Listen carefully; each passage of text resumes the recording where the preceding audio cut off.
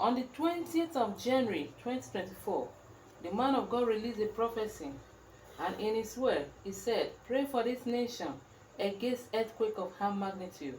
Watch the video below. We are going to pray for this nation. We are going to pray for this nation. This is an earthquake. I'm looking at a location. This is an earthquake. This earthquake is of a very high magnitude. Very high magnitude. I saw vehicles enter into the ground, buildings enter into the ground, humans enter into the ground. The devastation of this earthquake is very tragic. Let's pray for this nation. Well, good morning, everyone. I'm Anne-Marie Green. As you can see, we're beginning with breaking news from overnight. More than 100 people are likely dead in Papua New Guinea after a massive landslide. The incident occurred in a remote village in the northern region of the country. A villager who spoke to Reuters said more than 50 homes were buried by the landslide, with many people still asleep inside. So joining us now is Phil Mercer. He's with our partners at the BBC. Phil, good morning. This sounds like a nightmare scenario. What's the latest here?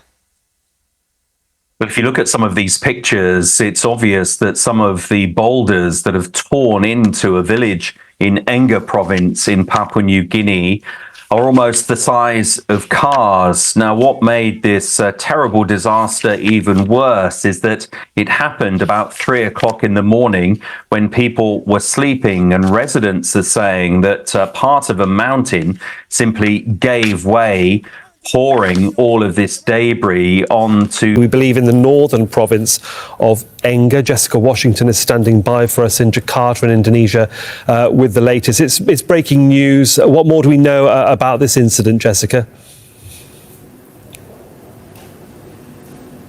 Well, this is very much a developing situation, with some local journalists confirming that a landslide hit Enga province at around 3 a.m. Now, the national broadcaster in Australia, the Australian Broadcasting Corporation, says that around 100 people are feared dead. Let me just talk you through the area that we are looking at. This is a rather remote province. Most people living traditional lifestyles, mostly subsistence farmers living in that area, which is around 2 to 3 hours from the provincial capital and around 600 kilometers from the capital, Port Moresby. Now, it is unclear if emergency services are able to reach the area. What we understand from talking to our sources in Port Moresby is that roads have been blocked.